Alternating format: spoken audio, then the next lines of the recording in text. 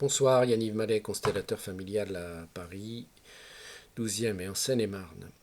Alors aujourd'hui, j'aimerais vous parler du couple. Je pense que je vais faire plusieurs vidéos parce que c'est quasiment, on fait toute la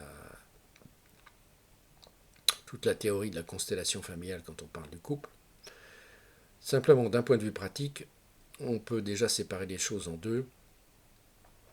Le couple en constellation individuelle, dans ce cas-là, moi, je prends chacun des deux séparément, en leur demandant de ne pas parler d'ailleurs des constellations qu'ils ont travaillées avec moi, de garder ça pour eux, et, en second temps, quand les deux ont travaillé sur eux, éventuellement je demande d'aller voir en couple, mais en général c'est assez rare, 90% des couples n'ont pas besoin de ça. À partir du moment où ils se rendent compte qu'il faut d'abord travailler sur leurs propres manques, sur leurs intrications, il est évident que le couple va mieux.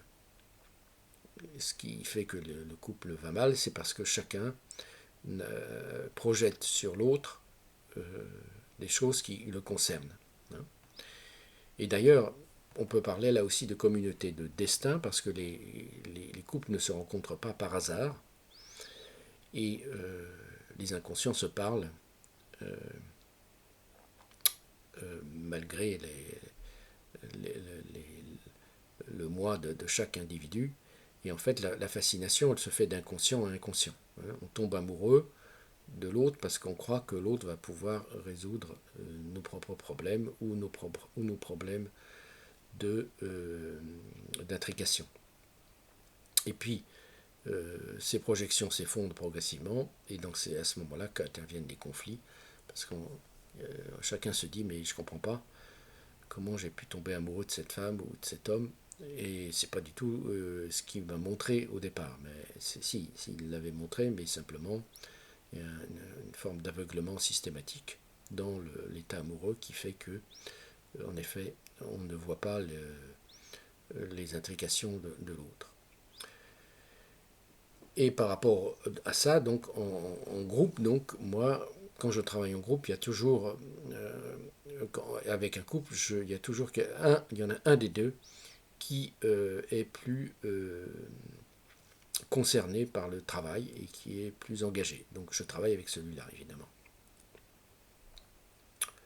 Maintenant, dans un couple, la première chose, c'est de considérer que chacun est égal. Euh, et Berthinger disait toujours les problèmes de couple, c'est des problèmes de guerre de religion. Parce qu'en effet, chacun essaye de considérer que sa famille, son système familial, c'est le meilleur et que l'autre, il est inférieur. Une fois qu'on a rétabli ça, ça se passe déjà beaucoup mieux et qu'on regarde ses propres traumas ou ses propres manques, ça finit par se réguler. Bert Hellinger aussi considère que le couple est un magnifique endroit pour considérer la troisième loi de l'amour, qui est la loi de l'échange entre le prendre et le donner. Et s'il y a un déséquilibre, par exemple une personne qui est handicapée ou une personne qui amène dans le couple ses enfants d'un premier mariage, par exemple, cette personne doit reconnaître ce que fait l'autre pour le couple en plus. C'est-à-dire reconnaître que la femme ou l'homme s'occupe des enfants qui ne le qui en principe ne le concernent pas, puisque ce n'est pas ses propres enfants, mais il est évident, il est obligé de le faire pour que le couple fonctionne bien, mais l'important c'est de reconnaître le déséquilibre et que celui qui prend plus que celui qui donne, reconnaître ce déséquilibre, quitte à compenser d'une manière ou d'une autre, je ne sais pas, de toute manière en remerciant et peut-être en compensant d'une manière ou d'une autre peut-être le fait qu'il y a un déficit et une dette. Et c'est comme ça que l'amour continue à fonctionner. D'ailleurs, Bert Hellinger a même continué d'une manière un peu comment dire, on pourrait pas dire drôle, mais presque comique de cette loi de l'échange dans le négatif. Si par exemple votre conjoint ou votre conjointe vous a fait quelque chose qui vous a blessé, Bert Hellinger, plutôt que d'en parler, ce qui est tout à fait une possibilité, mais là on est dans la psychologie, on n'est pas dans les constellations familiales, il considère que celui qui a été blessé doit blesser à hauteur de la blessure qu'il a reçue, de manière à rétablir cette loi de l'échange entre le donner et le prendre. Alors, ce n'est pas la loi du talion, parce que la loi du talion, c'est à l'égal ou un peu plus, c'est plutôt une loi qui fait que vous blessez ou vous rétablissez l'équilibre en blessant un peu moins la personne qui vous a blessé, de manière à ce qu'elle comprenne que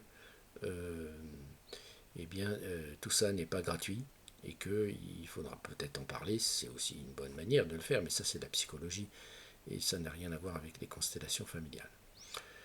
Et donc, si un couple veut tenir, c'est très important que cette loi de l'échange se fasse correctement, et aussi d'un point de vue positif, évidemment. Si quelqu'un vous a donné si votre compagnon ou votre compagne vous a gratifié d'un compliment, par exemple, ou d'un cadeau, c'est important pour ne pas rester en dette. Alors évidemment, vous n'êtes pas obligé de le faire immédiatement, mais de répondre de manière à donner là aussi en échange quelque chose qu'il alors c'est pas forcément de nature matérielle, hein, ça peut être de nature affective ou du temps, ou je ne sais pas, ou une manière de prendre du temps ou de donner quelque chose pour rétablir. Et là, de manière pour que l'équilibre et l'amour continuent, que vous donniez un peu plus. Donc comme ça, l'autre se sentira un peu en dette et sera obligé, d'une certaine manière, de rembourser cette dette dans un avenir proche. Vous voyez que Bert Hellinger n'avait pas d'illusion sur le couple non plus. Il n'en a pas sur la famille. Hein. Il n'en a pas sur la famille, comme je l'ai dit sur les précédentes vidéos. Mais il n'en a pas sur le couple non plus. Hein. Enfin, et le fait est que moi j'ai souvent remarqué que quand il y a une blessure, par exemple, ça me paraît évident que cette blessure va ressortir à un moment ou un autre et qu'il vaut mieux soit l'aborder, en parler pour crever l'abcès, et après ne plus en parler du tout, ou la rétablir de manière dont parlait Bert Hellinger. Alors, je vais être obligé de bientôt terminer la vidéo pour que ce ne soit pas plus long, mais évidemment il y aura encore des tas de choses à dire et j'en parlerai peut-être dans d'autres vidéos. Mais en tout cas, la première chose à faire dans votre système à vous, c'est de regarder, là aussi, dans une forme d'équilibre, si papa et maman ont la même place dans votre cœur. Donc vous visualisez vos parents et vous vous dites, est-ce qu'il y a un petit chouchou? Quelquefois, il y a même un parent qui a complètement disparu. C'est arrivé par exemple récemment dans une constellation familiale où la cliente avait son papa qui était parti, je crois, mais ce qui s'est montré dans les constellations familiales, c'est que en fait, sa mère lui avait raconté un certain nombre de choses qui fait qu'elle avait complètement dévalorisé son père et avait pris parti complètement pour sa maman. Et en fait, ce qui s'est montré, c'est que ce qui était important pour elle, c'était de prendre conscience du manque du papa dans sa vie et qui l'empêchait évidemment d'avoir des relations de couple et même d'aller bien dans sa vie affective et dans sa vie professionnelle. Et donc, quelque part, aussi de sortir de la loyauté par rapport à sa maman et de lui dire, tout ce qui s'est passé entre papa et maman, entre toi et papa, ça ne me concerne pas. Ici, je suis ton enfant et je n'ai rien à voir avec tout cela. Et aujourd'hui, je m'aperçois que papa m'a manqué. Quitte à évidemment blesser profondément sa maman. Mais c'est aussi ça, grandir, c'est sortir de l'innocence par rapport à l'amour aveugle. Voilà, donc première chose à faire, regardez si vous avez un chouchou, vous-même, dans votre cœur. Alors, il est normal que un homme soit plus proche de son père, hein, et qu'une femme soit plus proche de sa mère, sauf en cas de maladie mentale ou de système familial très intriqué qui ferait qu'il y en ait un de vos deux parents qui soit particulièrement mal. À ce moment-là, vous êtes obligé de tenir compte de cela et considérer que la première place dans le couple de vos parents, c'est celui qui tient la barre le plus correctement pour affronter la vie. Voilà. Voilà les premières considérations que je peux vous donner sur le couple. Je vous en donnerai d'autres un peu plus tard. Vous pouvez aller voir sur mon site la page sur le couple que je vais vous mettre.